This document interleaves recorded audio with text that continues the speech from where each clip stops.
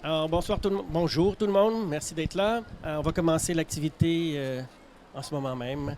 Alors, d'abord, je tiens à remercier le Centre de recherche interuniversitaire sur la littérature et la culture québécoise et le Salon du livre de Montréal, qui ont tous les deux ouvert leurs portes jusqu'à un certain point au ZIN, qui est un objet anti-institutionnel par excellence. Et régulièrement, c'est-à-dire jusqu'à l'année dernière, j'avais tendance dans mon cours de sociologie de la littérature à dire que l'Exposine, c'était l'anti-salon du livre par excellence. Donc, je vais devoir revoir mon cours dès l'année prochaine parce que ça a commencé à se modifier. Puis, c'est d'ailleurs l'intérêt très grand de l'espace ZIN que d'offrir une place pour les zines dans le cadre du Salon du livre, puis de donner la chance à de nouveaux lecteurs, de nouvelles lectrices de découvrir ce qu'est le zine, ce que ça peut représenter, la micro-édition et ainsi de suite. Donc, je remercie d'avance nos trois panélistes qui vont pouvoir nous faire un tour d'horizon des zines, de la micro-édition et ainsi de suite. Donc, je les présente. Vous avez d'abord en vert Myriam Caron-Belzile, qui est dans le milieu de l'édition depuis une quinzaine d'années et plus particulièrement depuis 2018, qui est directrice littéraire aux éditions XYZ. Donc, merci d'être là. Merci. On a ensuite Mélanie Guillemette, qui est à sa droite, donc en noir, qui est copropriétaire de la librairie N'était-ce pas l'été, qui est une des co-organisatrices de cet espace ZIN. Librairie située sur la rue Saint-Laurent. Je ne me rappelle jamais de l'adresse exacte, mais... Merci. Puis, donc, je vous invite à faire un tour. Si vous êtes dans la petite Italie, ça vaut vraiment la peine. Puis, elle a aussi fondé une petite maison de production pour pouvoir organiser des événements littéraires, des événements culturels, des lancements de livres et ainsi de suite.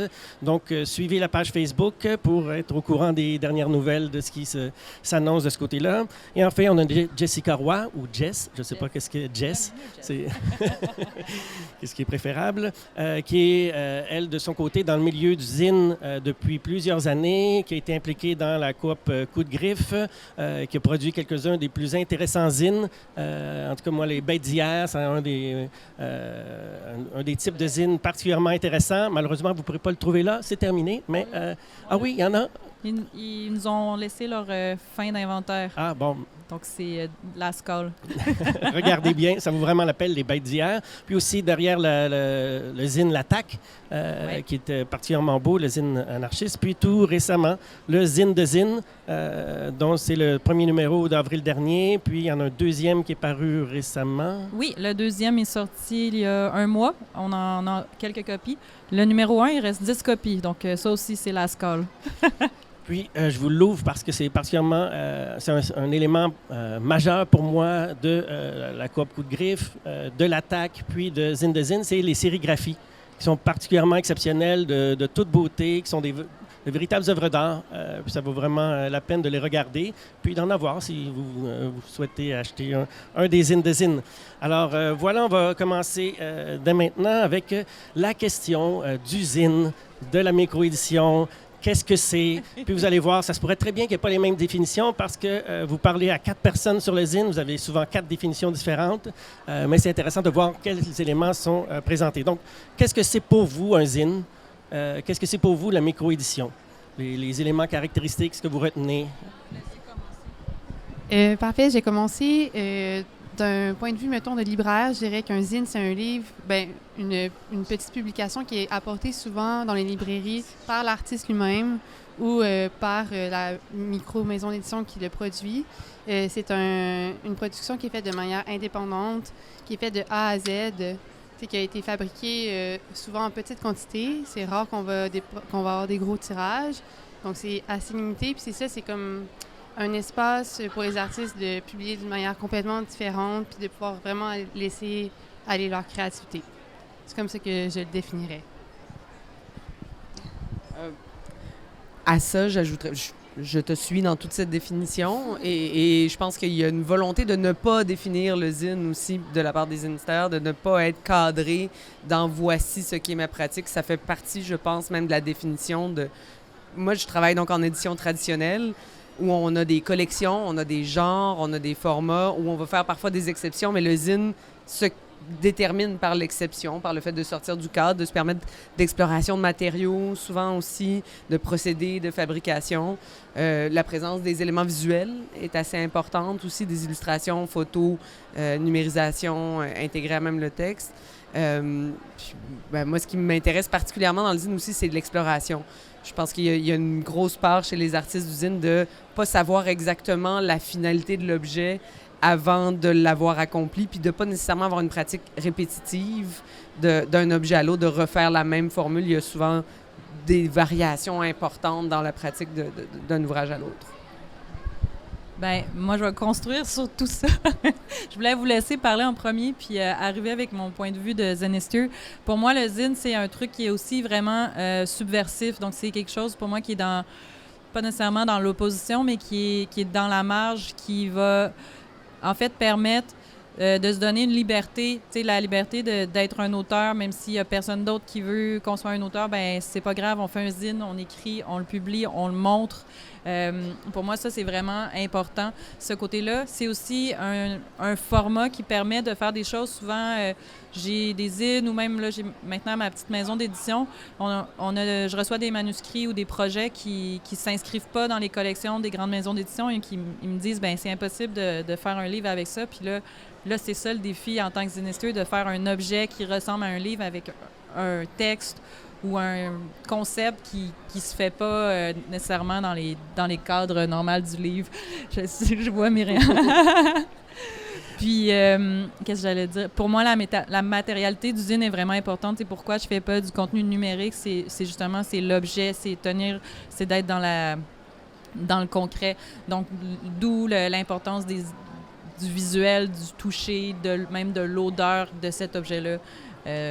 Mais j'ajoute ça à tout ce qui a déjà été dit. Ça donne comme une belle non-définition. C'est impossible de faire un livre avec ça, puis de faire quand même un objet imprimé. J'ai quelques exemples. Ceux qui veulent, après, je vais vous montrer quelques exemples tantôt. Puis du côté de la micro-édition, comment est-ce que vous concevriez la chose, la frontière ou la tension avec l'édition normale ou institutionnelle?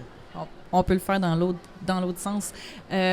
Pour moi, qui fait les deux, à la fois la micro-édition et le zine, pour moi, la micro-édition, c'est quelque chose qui prend plus de temps. Donc, dans le zine, c'est quelque chose qu'on fait vraiment rapidement. On va y penser un peu moins. Ça va être un peu l'émotion du moment. Ça a quelque chose d'éphémère. Le livre, ça a plus une pérennité. Donc, on va penser à quelque chose qu'on veut qui vieillisse bien dans le temps, qui va être d'actualité plus longtemps. Ça va un peu en opposition avec le monde du livre, qui sont comme les nouveautés, mais moi, quand je fais de la micro-édition, c'est pour que ça soit pertinent quand même quelques années.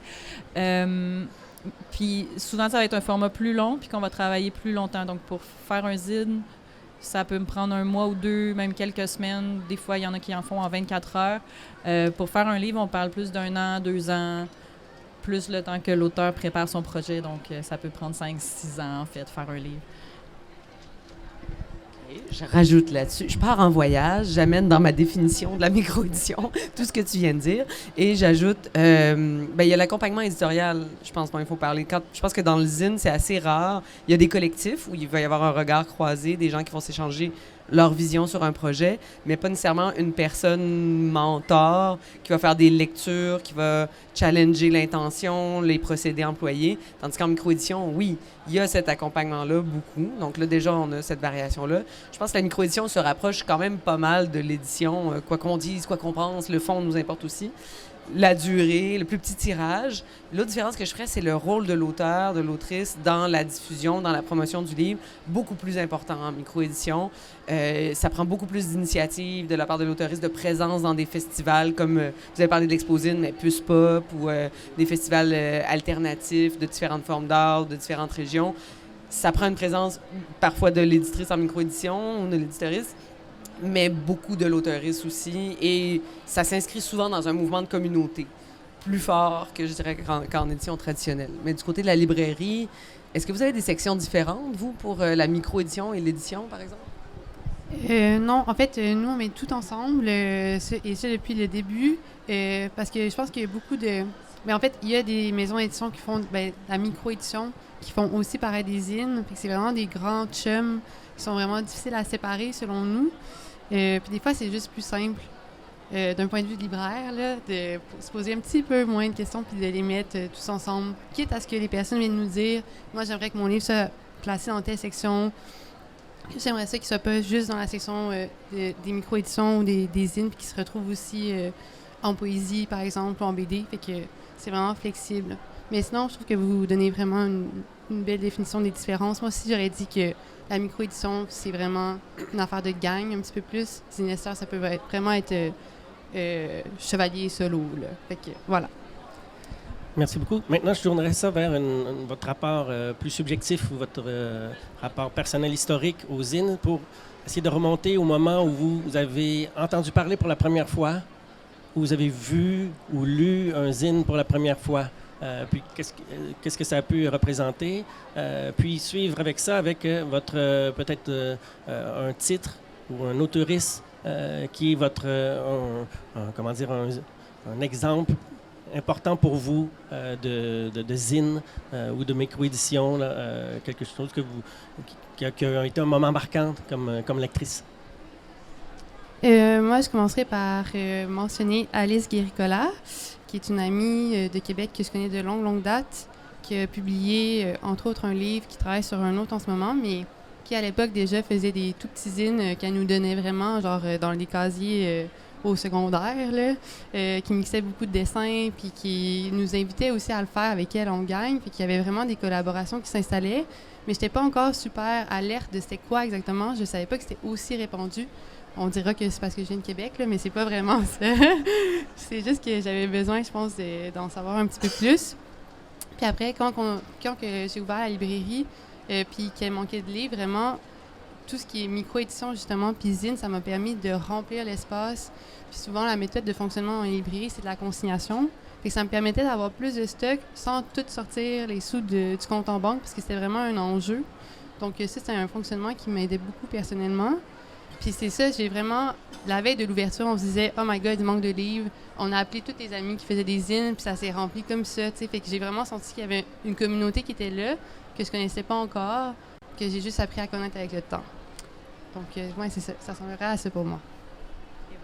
Merci. Je cherche des noms depuis tantôt, puis ça me fait réaliser, en fait, que je pense que mon rapport aux zines est peut-être plus proche de mon rapport à la performance que de mon rapport au livre. C'est assez rare, j'en garde, mais c'est assez rare que je vais relire des zines à quelques exceptions près. C'est souvent un moment où je le découvre puis où je vis l'expérience des choix graphiques, des choix typographiques. Je pourrais plus facilement nommer des zinesters que j'aime, que je suis, dont je veux voir la prochaine performance, où ils vont aller pour la prochaine fois. J'aime beaucoup la poésie découpée de Mélodie Vachon-Boucher. Chloé, la Duchesse aussi, j'aime ce qu'elle fait au niveau des crevettes avec des papiers en transparence, des choses, ça me fait triper. Il y a des belles choses qui se font au bâtiment 7 aussi, par plusieurs collectifs. Donc, il y a des gens que je suis, mais on dirait que c'est pas une œuvre en particulier autant que des moments. Puis le moment fondateur, pour moi, c'est ma première visite à l'Exposine. Franchement, c'était le moment où j'ai découvert que c'était plus qu'un hobby, le zine, que c'était une pratique, que c'était une communauté, puis qu'il y avait de l'émulation là-dedans. Et puis, si je peux aller sur une note plus personnelle, peut-être par rapport à ça, c'est que donc ça fait 15 ans que je travaille en édition et j'arrête au 1er décembre. Et mon projet de sevrage et de transformation, c'est de faire du zine à partir de 2024. Donc, j'embarque dans la communauté parce que j'ai le goût de jouer avec le matériau, parce que j'ai le goût de cette expérience-là plus punk, puis collective, puis... itérative. C'est vraiment drôle que tu dises ça parce que moi, ma première expérience avec le zine, c'était une rupture avec l'art visuel, le milieu de l'art visuel où j'étais avant. J'ai eu une galerie d'art au Belgo pendant 2 ans. Puis quand on a quitté ça, on s'est mis tout le collectif ensemble. Puis on a fait un zine qui s'appelait Désintégration où on se donnait tous les droits. J'en ai pas ici. Il y en a 1 ou 2 à la librairie encore en consigne, mais sinon, ça date quand même de 10 ans. Puis c'est ça, c'était un zine où on se donnait tous les droits, puis à partir de là, c'est là que j'ai découvert... On a amené ce zine-là à Exposine, j'ai découvert les travaux des autres zinisters. Je dirais que la personne, dans le fond, qui m'a initiée au zine, c'est Isa Pardy, qui est une artiste visuelle qui travaille beaucoup avec le papier, l'illustration, l'encre, et qui fait aussi des zines. Donc, c'est elle qui m'a initiée au concept, au zine collectif, Voilà. Puis après cette rupture avec le monde des arts visuels, j'ai joint la coop Coup de Griffe par le biais du zine de l'Attaque. Puis je suis tombée en amour avec le processus. Puis depuis ce temps-là, j'en fais. J'en fais, j'en partage, j'en collectionne, j'en échange. C'est merveilleux. Je passerai à une question sur la communauté puis les communautés, parce que c'est quelque chose qui est déjà revenu. Il y a un des spécialistes de l'histoire d'usine, Duncombe, qui exprimait que c'est à la fois un acte d'expression personnelle, mais aussi un outil de création de communauté. Puis, ça a été très important pour plusieurs communautés dans l'histoire d'usine, communauté punk, autour des groupes, mais aussi dans l'histoire de l'anarchisme, dans l'histoire du féminisme. Aujourd'hui, à Montréal ou au Québec, quelles seraient les communautés qui sont encore importantes dans le zine ou inversement pour lesquelles le zine est important comme outil, sinon fédérateur, mais outil d'expression collective? Ben, c'est sûr que en ce moment, le milieu queer, on le voit vraiment beaucoup. Je vais te les laisser. On voit beaucoup de gens en ce moment du milieu queer qui s'expriment par le zine. Ils sont en train tranquillement de rentrer dans le milieu de l'édition traditionnelle, donc je suppose qu'il va y avoir un nouveau groupe qui va émerger. Il y a encore tout du côté de l'anarchie, la politique de la gauche radicale aussi. On les voit un peu moins dans les distros, là, comme ce qu'on a à la librairie. Eux font plus du passage de main à main, des gratuités, des trucs comme ça. La communauté féministe, on voit beaucoup des gens aussi de la BD, des gens qui arrivent aussi du milieu de l'art visuel, justement, là, qui commencent à s'intéresser au format livre. Tu sais, c'est plus intéressant d'acheter un livre d'art visuel que une œuvre qu'on ne sait pas où entreposer, disons. Puis c'est le fun de faire une expo, puis de réfléchir à cette expo-là, puis d'en faire un format livre qui peut être pérenne. En tout cas, je vois un peu ces communautés-là, moi, dans le milieu du zine. J'ajouterais aussi que c'est vraiment important, la communauté, justement. Quand j'étais en art visuel, on se posait beaucoup la question de est-ce que si je fais de l'art tout seul chez moi, est-ce que c'est encore de l'art? Tout ça, on se posait beaucoup cette question-là. Et en ouvrant là, la galerie d'art, on s'est confronté au monde extérieur, aux gens qui venaient voir notre travail. Et là, c'est vraiment là que j'ai compris qu'il y avait un moment tournant qui se faisait en faisant de l'art puis en faisant des zines quand tu présentes cette production-là à d'autres personnes. Et à ce moment-là, c'est vraiment là que le lien se fait. Puis ce qui est vraiment merveilleux avec le zine, c'est que c'est rapide, fait que l'aller-retour se fait vraiment rapidement entre les artistes, les liens se créent vraiment rapidement. Puis, ouais, c'est surprenant. Il y a quelque chose aussi avec la proximité. Dans tous les milieux, il y a des vedettes, des gens plus connus, plus vénérés, mais dans le milieu du zine, ils sont accessibles. Tu peux aller voir ces gens-là qui font du zine depuis 40-50 ans, qui sont des précurseurs au Québec. Ils sont là. Ils vont te parler comme si tu étais un égal et partager des zines avec toi. Souvent, ils vont juste échanger leur zine contre le tien, toi qui es personne. Puis, ils sont juste trop contents que tu sois là. C'est ça, c'est magique. La communauté. Moi, je ne m'inscris pas actuellement dans les communautés zine, donc je ne suis pas la meilleure personne pour parler de ça, mais je pourrais peut-être exprimer un souhait, puis ça serait de voir beaucoup de zines de personnes allophones du Québec, parce qu'il n'y a pas vraiment de place en édition pour des maisons d'édition dans des langues autres que le français et l'anglais au Québec. À la limite, peut-être certaines langues autochtones, oui, mais pour des personnes issues de l'immigration, première, deuxième génération, qui voudraient exprimer dans leur langue leur réalité québécoise, il y a peu d'espace de publication littéraire. Puis c'est quelque chose que j'aimerais lire, puis qui pourrait participer à fédérer des communautés, je pense, puis qui pourrait être intéressant dans toutes sortes de contextes créatifs, mais d'apprentissage aussi. Moi, je dirais comme Jess, ces temps-ci, je trouve qu'à la librairie, en tout cas, on reçoit de plus en plus de zines qui viennent de la communauté queer. Ça commence à se rendre, en tout cas, dans notre librairie, mais j'avoue qu'on a des personnes clés qui tournent autour de la librairie, donc ça la rend comme plus accessible, puis ça l'ouvre un peu les portes à une communauté qu'on n'aurait pas pu aller chercher autrement. Fait que, personnellement, nous, les deux copropriétaires de la librairie, on est bien contents de ça. Puis sinon, on en voit moins souvent, puis il reste moins longtemps, mais on a un petit peu des zines qui viennent du monde plus communautaire, qui souvent sont gratuits, fait qu'ils partent super vite, parce qu'on les met au comptoir, on veut que ça parte vite. Je pense, entre autres, qui venaient de Québec, en fait, sur les vélos, dans les quartiers, qui avaient une espèce de cartographie des endroits où les gens se sentaient en sécurité en faisant du vélo, des trucs comme ça, que j'avais trouvé super. Mais c'est ça c'est vraiment, ça part tout de suite. Voilà. Je voudrais juste rebondir sur le commentaire de Myriam sur les personnes allochtones. Ce qui est vraiment intéressant avec le zine, c'est qu'on n'a pas de contrainte de langue. Donc, on n'a pas à faire un zine en français ou en anglais. On peut tout mélanger ces langues-là.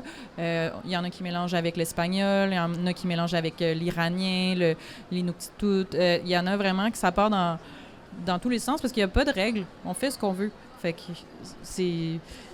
il y a vraiment de l'espace, justement, pour explorer la mixité identitaire, d'être comme à la fois quelqu'un qui vit ici, qui a grandi ici, mais qui a un bagage culturel d'ailleurs. Puis c'est vraiment un beau médium pour ça. Mais je continuerai aussi sur la piste de la remarque de Myriam pour essayer de voir de quel côté est-ce qu'il y aura encore des enjeux de diversité puis d'inclusion dans la culture du zine. Plus spécifiquement, je dirais le zine francophone. Parce qu'il me semble, par exemple, que autour de ce qui est des communautés autochtones ou des personnes racisées, il y a peut-être un décalage entre ce qui se fait dans le zine en anglais puis le zine en français au Québec, tel que je peux le voir à l'exposine, mais je vous laisse aller avec vos propres perceptions puis analyse de la chose. Oui, bien, si on analyse la différence entre la scène anglo et franco, même au niveau du queer, du punk, de l'anarchisme, c'est deux scènes qui se mélangent pas beaucoup, finalement, et pourtant qui ont plein d'affinités. Ce qui fait que c'est deux scènes sous-culture, dans le fond, qui culturellement se développent de manière différente, qui ont des codes différents, qui ont des intérêts, des modes différentes. Après ça, c'est sûr que quand on va exposer, c'est blanc. Il n'y a pas beaucoup de personnes de couleur, on ne se mentira pas. Myriam pourrait peut-être mieux répondre. J'ai l'impression que l'édition traditionnelle fait plus de place, disons, depuis les 4-5 dernières années, aux communautés marginalisées. Puis moi, je trouve ça beau. Je suis quand même contente que ces communautés-là aient une plus grande diffusion puis une plus grande place. Puis nous, ben, on n'arrête pas de créer, mais on laisse la place à d'autres, je sais pas. Il y a peut-être un désir d'être entendu aussi, je sais pas. Je peux pas m'exprimer pour les autres personnes. Attends, je vais te laisser. M'exprimer pour les autres personnes? Ouais, OK, super. Non, ben, je pense qu'il y a deux enjeux peut-être différents. Puis, tu nommes la réalité de l'édition traditionnelle où on s'en pose encore beaucoup des questions. On exprime le vœu, on a l'intention, on cherche à en publier davantage. À ouvrir, mais ce qu'on a comme retour, parce qu'on a des conversations entre l'Association des éditeurs et des éditrices et des personnes BIPOC, entre autres, pour dire comment on fait pour amener plus de manuscrits vers nous. Et on a un écueil en ce moment qui est les personnes en situation de pouvoir et les personnes dans le catalogue ne nous ressemblent pas. On n'est pas sûr qu'on a envie de vous envoyer notre manuscrit. Puis on n'a pas le goût non plus que vous nous appeliez pour dire « Ah, vous êtes une minorité ». Publier donc un livre, on veut être reconnu pour notre talent. Donc, on entend ça. Il y a un travail qui est à faire réellement là-dessus, puis ça part de la culture institutionnelle, je pense. Du côté du zine, c'est autre chose, parce que là, il y a beaucoup plus de liberté de création, mais j'aurais le goût de parler peut-être de l'accès aux communautés puis aux collectivités. Tu sais, moi, je disais que j'ai vécu un moment en vivant l'exposine. Les francophones autochtones au Québec, c'est beaucoup du côté de la Côte-Nord, un petit peu plus au nord aussi, vers Matimécoche. Est-ce qu'il y a le noyau auquel peuvent se greffer après ça des personnes qui voudraient s'exprimer là-dedans? Est-ce que les gens se sentent validés dans leur intention créative? Parce qu'il faut le savoir que c'est pas juste... Tu sais, mon neveu de 6 ans fait des plis des feuilles puis dessine dessus, puis c'est un beau jouet. C'est plus que ça. Donc, d'être validé, ça prend une communauté. Puis par où on la part, c'est pas nécessairement... Oui, ça, je pense qu'il y a peut-être ce besoin de validation-là. Il y a peut-être aussi... Moi, ce que je vois beaucoup, c'est que je fais des zines. J'ai fait l'espace... Je suis une des personnes qui a construit l'espace zine. J'ai littéralement passé les 6 derniers mois sans emploi à construire cette affaire-là. Je suis privilégiée. Je peux me permettre de passer 6 mois sans travailler. J'ai ma famille qui me soutient, j'ai ma communauté qui me soutient, mais c'est pas nécessairement le cas de tout le monde. Mais pour faire des zines, il faut que tu ailles le temps, il faut que tu puisses avoir l'argent pour imprimer ton zine. Il n'y a personne qui va le faire à ta place. Il y a peut-être un peu de ça aussi qui joue, là. Mais je pense que le fait de sentir qu'on a le droit de le faire aussi, ça compte. T'as pas d'opinion. Mais je continuerai sur cette piste-là, mais du côté de l'éducation, puis du côté de l'apprentissage. J'ajouterais une chose peut-être avant. Je pense qu'aussi, nous, on a fait le choix d'aller vers le zine, mais je sais qu'il y a beaucoup de communautés marginalisées qui vont du côté de la micro-édition, parce que là, on parle des deux, apparemment, dans cette conférence-là. C'est ça, il y a beaucoup de micro-édition qui se fait, comme je parlais hier, là, on avait Stéphane Martelly qui était en table ronde, qui est spécialiste de la communauté, entre autres, haïtienne, et puis de l'histoire de la littérature haïtienne. Et elle, c'est ça qu'elle disait, dans le fond, il se produit beaucoup de trucs, mais plus comme en micro-édition, donc plus officiel, pas la grande littérature, industrie littéraire du Québec, mais ça existe, mais ils vont pas nécessairement faire des zines. Mais, OK, j'arrête. Mais donc, pour continuer quand même du côté des zines, il y a cette idée qui est présente dans les ateliers, par exemple, de création de zines, où beaucoup de gens découvrent que c'est possible de créer sous cette forme-là, puis de réinventer une forme qui est souvent vue à leurs yeux comme presque trop canonique, c'est-à-dire un peu, on n'ose pas défaire un livre, comment dire, le triturer, faire toutes sortes de choses avec. Puis certains donc ont l'impression que le livre c'est comme réservé à comment dire, quelqu'un qui est nécessairement plus poussé, qui a eu un apprentissage spécifique. Donc pas destiné à des gens, par exemple, des élèves du primaire ou des choses comme ça. Est-ce que ça serait pas intéressant, aussi bien du côté des communautés culturelles ou autochtones et ainsi de suite, que pour n'importe quel élève de n'importe quelle école primaire ou secondaire au Québec, de découvrir par le zine comment on peut créer de diverses façons? Oui, c'est ça. Ben moi, c'est sûr, je viens de la scène punk, puis pour moi, d'avoir le droit de déconstruire des choses, de désacraliser des choses, je trouve que c'est super important. Le zine permet ça. On fait les ateliers aujourd'hui. Hier, on a fait les ateliers avec les enfants. On leur a mis des ciseaux dans les mains, des livres, des magazines en disant « découpe dans le livre ». Et là, ils regardent leurs parents, ils sont comme « wow, maman, je peux-tu faire ça ?» Oui. Pas dans les autres stands. Pas dans les autres stands. Mais ici, on a le droit. On a le droit de dessiner dedans, on a le droit d'effacer, on a le droit de le déchirer. Puis je pense que c'est important régulièrement de se challenger dans la vie. Comme moi, je suis artiste, je fais de l'impression, je fais de la sérigraphie. Il y a un truc qui est absolument sacrilège en sérigraphie, c'est déchirer une sérigraphie. On a fait une grosse installation artistique où on a sérigraphié des choses, puis on les a déchirées, puis on les a installées. J'ai eu un moment. J'avoue, ça m'a troublée, ça me trouble encore. Mais je pense que c'est important, puis le zine permet ça. Puis justement, ça permet à des communautés marginalisées de se donner le droit, de se donner de la validité, de se donner... ici, j'ai le droit de m'exprimer. Je le dis beaucoup, la communauté queer en ce moment s'approprie ce droit-là. C'est ça. Ben moi, je veux parler, encore une fois, du point de vue d'une éditrice, mais dire que nous, on apprend aussi du zine.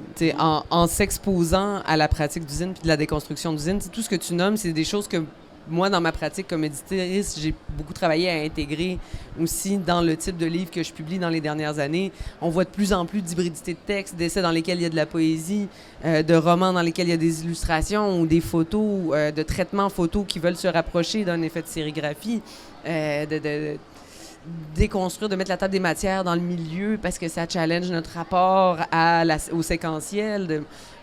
Le zine participe à nous encourager à questionner le format, l'objet, puis pourquoi on fait les choses de quelle façon. Donc, oui, l'amener dans les écoles, oui, mais amenez-le dans les maisons d'édition aussi. Ça nous fait du bien d'être bousculés. Mais je rajouterais que je pense que le zine se rend dans les écoles, en tout cas de la librairie, il se rend. J'ai vu beaucoup de profs qui sont passés chercher des zines, se faire des petites collections. On parle pas juste ici des bibliothèques universitaires, mettons, mais vraiment du primaire, secondaire, des profs d'art qui viennent souvent. Aussi des profs d'art qui envoient des jeunes de genre 12-13 ans venir voir la collection à la librairie pour spotter leurs zines préférées. Fait que j'ai vraiment l'impression que ça se rend. Puis encore là, ici, on s'en fait beaucoup parler là, depuis le début du salon. Des parents aussi à la maison, qui enseignent à la maison, qui nous demandent des conseils puis qui vont chercher. J'ai vraiment l'impression qu'il y a vraiment quelque chose qui brasse en ce moment chez les plus jeunes pour faire des zines petit à petit. Fait que ça va se rendre, selon moi. J'ajouterais aussi que d'utiliser les zines en éducation, ça fait un peu... c'est comme faire de la musique à l'école. C'est quand tu as fait de la musique, quand tu as touché à un instrument, ben tu n'écoutes pas la musique de la même façon. C'est la même chose avec le livre. Si tu as fait un livre, ben tu vas pas lire le livre de la même façon. Tu vas voir qu'il y a eu une intention sur justement la séquence, le format, quelle page, à quel moment... tu mets une illustration, comment tu la mets, comment tu places tes mots dans la page, fait qu'il y a tout ça, le papier que tu vas choisir, il faut que tu penses à tout en faisant zine, puis ça fait qu'après, tu prends un livre dans tes mains, tu le regardes pas de la même façon. Moi, maintenant, les livres lettres, je suis pas capable, même si c'est un contenu qui m'intéresse, même si c'est des auteurs ou des autrices que j'aime lire, si le papier, il m'imprime une illustration au crayon de bois sur du papier glacé, je suis pas capable. Je peux pas. Je suis désolée. Ou que s'ils n'ont pas fait le travail de typographie puis que tout est croche, j'y arrive pas. Je suis désolée.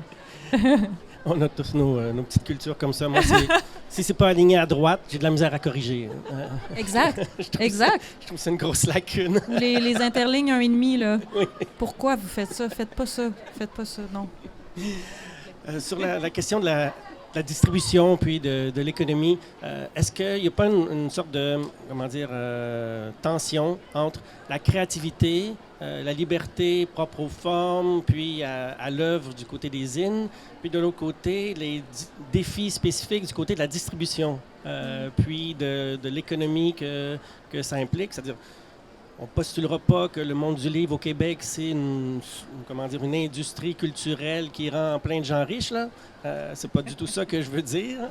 Mais néanmoins, c'est d'un certain ordre où on peut espérer avoir des droits d'auteur, on peut espérer que la maison d'édition survive un certain nombre d'années, puis devienne pérenne, et ainsi de suite. Alors que du côté des zines, c'est même pas dans l'univers des possibilités. Donc, comment est-ce que vous voyez la tension entre la liberté d'un côté, puis les contraintes pour ce qui est de la distribution, pour trouver des lecteurs, pouvoir être lu au dehors du cercle plus restreint? Ben, il y a quelque chose dans le zine qui relève vraiment du jeu, donc de jouer, puis du partage. Fait que tu veux jouer avec un ami. Fait que tu vas faire ton zine pour pouvoir le partager avec les autres, tu vas vouloir qu'il soit le fun. Il y a quelque chose aussi dans ce challenger. Je ne sais pas s'il y a des sportifs ici, mais tu veux toujours courir plus vite, sauter plus haut, passer la balle plus souvent. C'est un peu ça avec le zine. Moi, je me donne des défis pas possibles. Mes livres sont pas rentables. Là. Mais je suis comme, OK, là, je vais essayer de faire ce concept-là. Puis là, quand ça marche, je suis comme excitée comme un enfant. Puis après, ben c'est ça. Je fais pas vraiment d'argent avec ça, mais c'est pas ça l'intention. Puis, tu sais, c'est un objet qui vient des cultures anticapitalistes, subversifs. Donc, l'idée de faire du profit est vraiment moins présente. C'est sûr qu'il y a des gens qui veulent faire carrière dans les livres, dans la littérature, dans les arts visuels. On les voit. Souvent, leurs zines vont être plus chères. Ou des fois, il va y avoir une mixité aussi. Tu vas avoir un truc, t'es comme, ça, c'est mon petit goodie, mon petit cadeau à la communauté pour partager. Puis ça, c'est mon projet là, plus travaillé, plus pensé, que je fais en plus petite quantité. Mais c'est ça. Pour la distribution, ben de plus en plus de librairies les prennent en consigne. Il y a toujours eu de la consigne, mais ils les mettent plus en valeur qu'avant. Donc, ils vont au lieu d'être dans le fond, dans un coin, là, souvent, comme tu vois, la librairie Nettes Paletti, ils sont devant, puis il y a... Ouais. Y compris à l'extérieur de Montréal? Oui. Si vous regardez là, le numéro 2 de Zine, on a reçu une 50aine de zines qui sont distribuées partout au Québec. Et il y a une liste là, de où c'est distribué. Puis il y en a à Sherbrooke, il y en a à Chicoutimi, il y en a à Rimouski, Trois-Pistoles, il y en a en Abitibi, beaucoup à Québec. Il y a plusieurs librairies à Québec qui distribuent. À Trois-Rivières, il y en a aussi. Trois-Rivières, Shawinigan, et ça va, il y en a partout.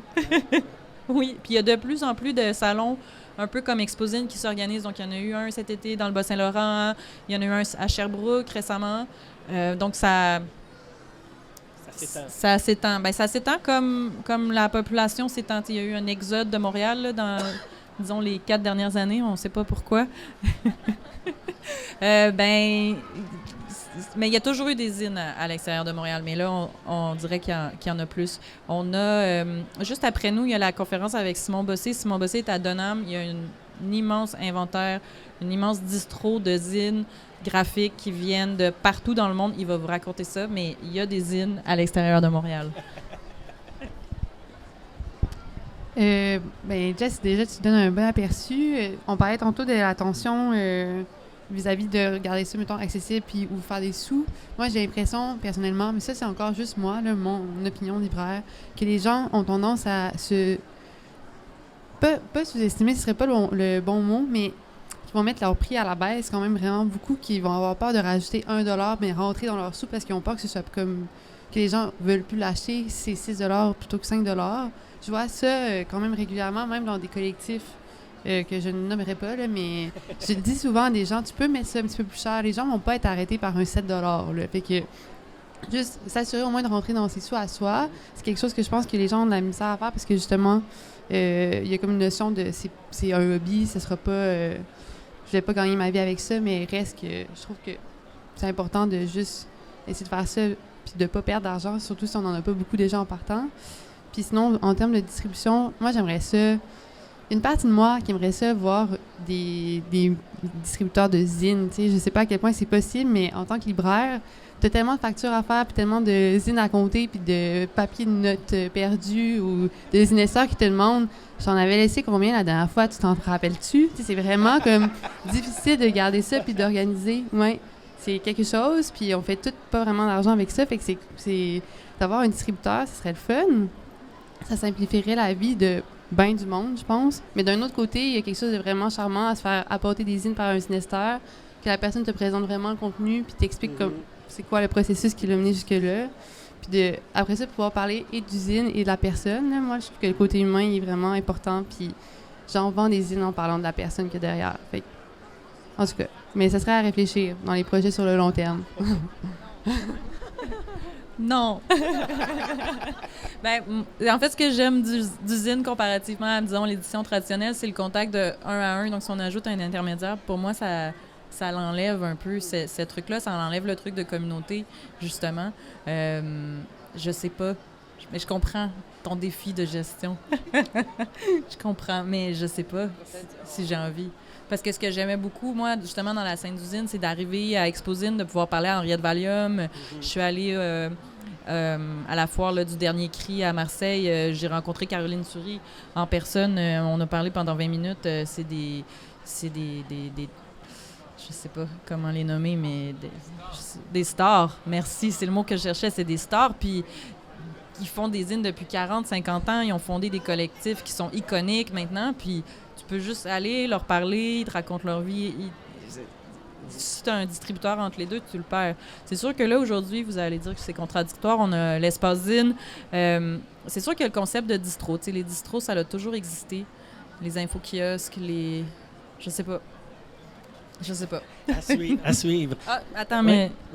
Vas-y, Myriam. Entre les deux, en fait, j'entends le besoin aussi pour un outil de gestion. Puis, s'il pouvait exister une espèce de memento d'usine, ne serait-ce qu'un outil d'inventaire où les artistes pourraient inscrire leur quantité disponible, puis où les libraires pourraient enregistrer les quantités qu'ils ont pris en consigne ou acheté, puis qu'il y ait un prix de vente qui soit inscrit. Il y aurait peut-être un outil qui serait respectueux de la relation. Ben moi, je voulais juste dire que je suis fétichiste de l'objet livre. C'est l'espace, j'ai l'impression, pour le dire. Mais moi, toucher un livre, toucher son épine, toucher son carton, et comme éditrice, ça m'oblige souvent à des deuils parce que je vis cette tension-là du prix de vente. Est-ce que je vais demander trop cher si je me paye ce carton-là pour ce livre-là, qui va faire en sorte que le lecteur, la lectrice que j'essaye de rejoindre pour mon autoriste, ça va atteindre son seuil psychologique, et c'est difficile de le savoir avant que le livre soit en librairie. J'ai cette intuition que du côté d'usine, on est beaucoup aussi comme moi, à pas nécessairement avoir des moyens limités, mais à être prêt à en consacrer à un objet qui nous fait frétiller là, et qu'on veut toucher plus longtemps. Et moi, c'est ça qui m'attire, entre autres, dans l'idée de produire du zine, c'est de dire, je vais pouvoir acheter un carton qui existe dans une toute petite quantité. De toute façon, c'est pas grave, je vais faire 22 exemplaires, ça sera ce que je suis capable de tirer de ce carton-là. Après ça, il n'existe plus, puis je vais le vendre à un prix qui n'est pas nécessairement représentatif de ce que ça m'a coûté ce carton-là, mais je vais essayer d'atteindre mon break-even et c'est correct, mais je vais aller au bout de ce que cet objet-là requiert pour moi. Ça me Oui, ben puis il y a quelque chose aussi avec le zine, puis aussi la micro-édition, c'est que, en fait, pour avoir des papiers spéciaux, des papiers plus beaux, tout ça, vu qu'on fait des tout petits tirages, il y avait, jusqu'à récemment, il y avait un entrepôt de fin de ligne de papier. Fait que là, tu pouvais aller là, acheter 100 pages d'un papier X, puis faire ton zine avec. Mais si il faut que tu t'imprimes 2000 livres, tu peux pas. Là, j'ai un livre là, en ce moment qui est chez l'imprimeur. C'est le dernier livre au Québec qui va être imprimé sur le papier Lynx. Le papier Lynx va être discontinué. Mais c'est moi qui l'ai parce que j'ai fait un tirage qui fitait avec ce qui restait chez les fournisseurs. Mon imprimeur a fait des miracles. Mais c'est ce qui fait que je peux avoir des papiers, ce papier-là qui est superbe, qui est normalement... Ben, celui-là est quand même abordable, un petit peu plus cher, mais là, moi, je l'ai au prix de liquidation, tu sais. Ce qu'on ne peut pas faire normalement avec des grands tirages. Puis si tu veux réimprimer, ben là, tu veux que le papier soit disponible pour ta réimpression et tout ça, mais là, moi, je n'ai pas besoin de penser à ça. Il nous reste quand même un peu de temps. Je tournerai le micro vers les gens qui sont là dans le public. Si jamais ils ont le goût de poser des questions, c'est le moment. Je pense que t'as assez de films, Michel, ouais. Je ne veux pas arriver au bout. T'en as. Choisir des zines qui sont simplement sur l'Internet. Les gens vont le lire ou l'imprimer sur leur papier à eux. Et puis... Oui. Oui, il y a en fait, les info-kiosques. Il y a les info-kiosques, en fait, il y en a plusieurs. Moi, j'adore celui de la France, où il y a des milliers et des milliers de zines disponibles en PDF que vous pouvez imprimer à la maison. Puis il y a ces lieux-là, les info-kiosques, en Europe, il y en a beaucoup physiques, donc vous pouvez y aller en personne, photocopier le zine que vous voulez, puis partir avec, mais il y en existe en ligne aussi. Oui. Est-ce qu'on peut les enregistrer avec la grande bibliothèque? Comment Oui. fait-on? La Bibliothèque et Archives nationales du Québec prennent les dépôts de zines. En fait, non, selon la loi, on est obligé de les amener. Mais personne ne le fait. Mais on peut. Eux, ça leur fait plaisir. Marie-Ève le fait. Et les zines sont disponibles à la location, au prêt, à la Grande Bibliothèque, puis aussi dans tout le réseau des bibliothèques de la Ville de Montréal. Donc, vous pouvez aller à votre bibliothèque de quartier, regarder le catalogue et emprunter les zines qui sont au catalogue. Ils vont vous les livrer à votre bibliothèque de quartier.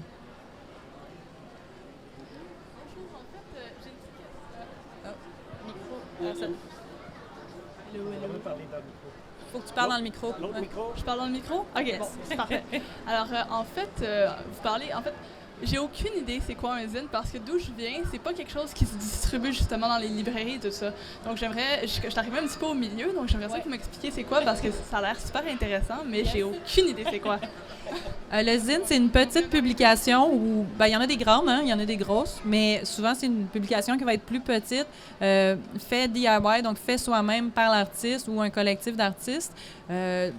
Par exemple, moi, j'imprime moi-même mes zines, soit en sérigraphie, soit en risographie, soit sur mon imprimante de maison. Souvent, c'est moi qui vais les faire. Je vais faire souvent la relire à la main aussi. Puis, c'est un objet qui n'a pas de limite, dans le fond. Donc, tu vas avoir toutes sortes de types de zines. Je t'inviterais, si tu veux voir c'est quoi, on en a vraiment beaucoup à la librairie après. Viens me voir, je vais t'en montrer selon ce que tu aimes. Ça va me faire plaisir. J'adore faire ça. Il y avait... Oui. Puis, je veux juste ajouter qu'après, une fois le salon du livre terminé, il y a quelques librairies où il y a de très belles sélections. Donc, il y a N'était-ce pas l'été, il y a le Guélion aussi, puis il y a quelques autres librairies où un livre à soi, ça vaut vraiment la peine si tu es de passage, je ne sais pas, là, manifestement, c'est pas nécessairement à Montréal où tu vis, mais donc, il faut en profiter à ce moment-là pour aller voir. Puis sinon, ceux qui sont à la grande bibliothèque sont aussi disponibles dans les librairies à travers le Québec. Donc, par le catalogue, en faisant des recherches sur Zine, donc tu pourrais voir des titres, puis commande n'importe lesquels juste pour voir, sans savoir à l'avance, parce que tu n'auras pas de recension dans les grands médias. Donc, il n'y a rien qui peut t'annoncer à l'avance quel type d'autoriste c'est, quelle renommée cette personne-là a ou non dans le milieu. Sinon, peut-être Zine de Zine, qui progressivement va te donner des idées de ce que c'est. Donc, tu peux trouver sur Internet Zine de Zine, c'est un zine sur les zines. Donc, il y a des comptes rendus sur les zines, puis là, ça vaudrait la peine, à la limite, de t'abonner à ça. Ça ne sera pas très dispendieux, puis ça donne une très bonne idée de ce que ça peut être. Puis des nouveaux zines qui apparaissent, puis il y a des courtes descriptions de chacun d'eux. Puis donc, ça donne une excellente idée de ce qui se publie.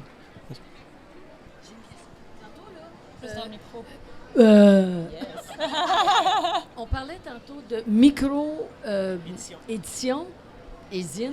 Il y a comme une ligne, petite ligne mince. Qu'est-ce qui fait que ton zine, là, personne ne va te le copier? Tandis qu'une édition, en général, il y a comme des droits d'auteur. Es-tu capable de te garantir qu'il n'y a pas personne qui va partir avec puis va se refaire ça dans d'autres copies de Rose? Non, les gens font des copies. Les gens c'est volent correct, les zines.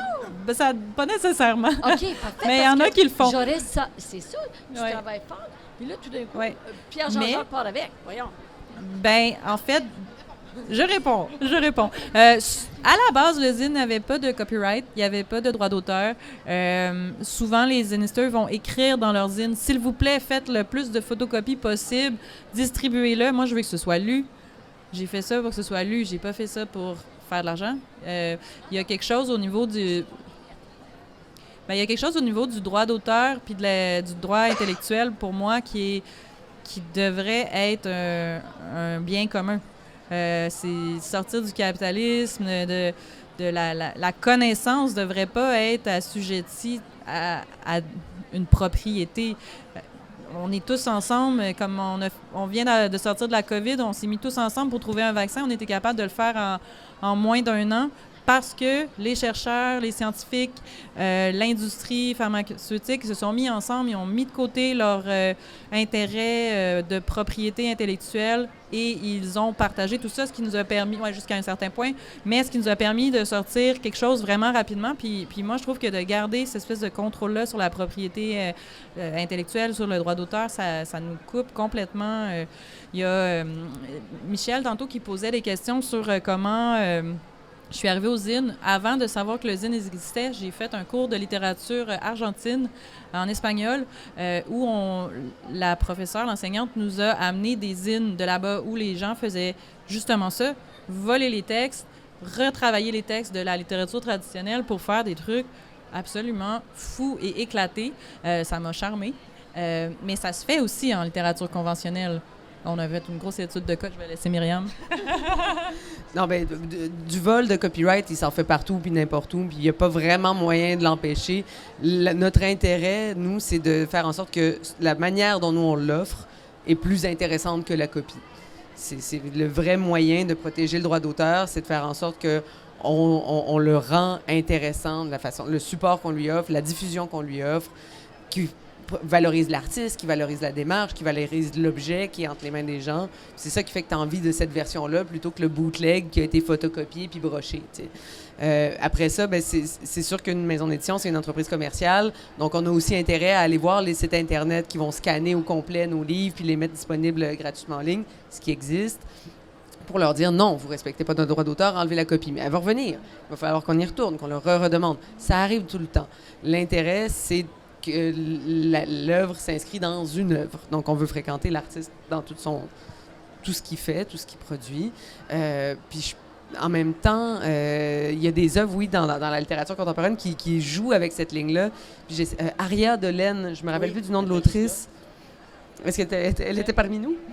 Ben voyons donc. Elle va être là après la conférence. OK. Elle revient. Ben écoute, c'est un bien bon livre. J'ai bien aimé ça. Donc, c'est un jeu sur Maria Chapdelaine, dont l'autrice a caviardé une partie du texte et des fois des lettres. Donc, Maria, bonjour, est devenue Aria. Je ne savais même pas. Donc, le titre a été modifié, l'intérieur a été modifié par son intervention et ça devient une nouvelle œuvre. Pour moi, là, on est complètement en dehors de la zone du copyright, on est dans la recréation. Fait que l'exemple que tu donnes, réappropriez-vous la littérature argentine pour en faire quelque chose de neuf. Pour l'amour, oui. Tant que ça devient une nouvelle proposition, une nouvelle œuvre d'art. C'est ça. Puis je dirais le temps investi dans la création, puis l'originalité des formes puis des matériaux fait que c'est pas nécessairement tentant pour quelqu'un qui voudrait copier pour essayer de faire de l'argent. De toute façon, c'est pas par là que quelqu'un va devenir riche. Donc, c'est beaucoup plus les auteurs, les autoristes très grand public qui peuvent craindre les problèmes de copyright. Ou académiques. Parce que là, il y a des enjeux beaucoup plus grands. Mais puis ça peut être, si c'est juste du texte se reproduit beaucoup plus facilement que quelque chose qui est intrinsèquement lié à un matériau travaillé fortement, comme les zines le sont en général. Il y a aussi, les zines, vu qu'ils sont faits à la main, si tu veux reproduire un zine puis avoir l'objet qui est fait à la main, c'est du boulot, là, comme quasiment j'admire quelqu'un qui voudrait refaire mes zines. C'est de l'artisanat, oui. C'est ça. Puis j'ajouterais aussi, tu sais, pour les lecteurs avertis, puis en fait, les éditeurs, on disait tantôt, c'est une communauté, bien, on se connaît. Ce qui fait que si quelqu'un prend mon zine, puis qu'il le copie, puis qu'il le met sur sa table, bien, je vais le savoir parce qu'il va avoir la table à côté de la mienne, puis je vais être comme, ben là, franchement, qu'est-ce que tu fais, genre, c'est gênant. C'est ça, oui. Mais il y en a, ça arrive. Des fois, on va les voir, puis on fait, hey, tu m'as pas demandé la permission, écoute, je suis flattée, mais non. Puis l'autre truc, c'est aussi d'avoir cette éthique-là, d'aller acheter vos livres, vos zines chez des personnes comme des libraires, la Bibliothèque nationale, d'aller rencontrer les artistes. Comme ça, vous savez que c'est pas une copie parce que c'est l'artiste qui vous le met dans les mains, c'est l'artiste qui vous en parle, il va vous montrer ses croquis, il va vous montrer ses... Puis les libraires, ils portent attention à ça aussi. Ils vont pas vendre une copie bootleg là, d'un livre ou d'un zine. En tout cas, je pense pas. Ferais-tu ça? Non, jamais. Bon, mais une dernière question peut-être? Moi, ma question, ça touche un peu la distribution du zine dans les librairies. Étant donné le côté très artisanal du zine, dans la majorité des cas, comment on fait pour reproduire plusieurs exemplaires d'un même zine? Comment c'est possible? Est-ce que c'est chaque zine qui est fait individuellement ou à un moment donné, il y a de la photocopie? Oui, c'est ça. Ben, dans le zine, mettons, comparé au livre d'artiste ou au livre d'objet, il y a la Biennale du livre d'objet de Notre-Dame du Portage qui est super intéressante à ce niveau-là, où c'est tous des exemplaires uniques. Donc, c'est vraiment des trucs complètement fantasmagoriques et géniaux qu'on retrouve là-bas si jamais tu as la chance. Par contre, j'ai plus de son. Je suis revenue. OK, I'm back. Par contre, le zine, il y a une idée de reproduction. Donc, l'idée, c'est qu'il y aura plusieurs copies. Donc, quand tu le conçois, tu penses à comment tu vas faire pour avoir plusieurs copies. Moi, je viens du milieu, mettons, de la sérigraphie. Je dis tout le temps, la sérigraphie, il y a le mot « série » dedans. C'est l'impression en série. Après, il y a souvent... En fait, le zine, disons, punk, qui est vraiment reconnu, on appelle ça le zine Xerox, parce qu'il est comme photocopié sur une imprimante Xerox.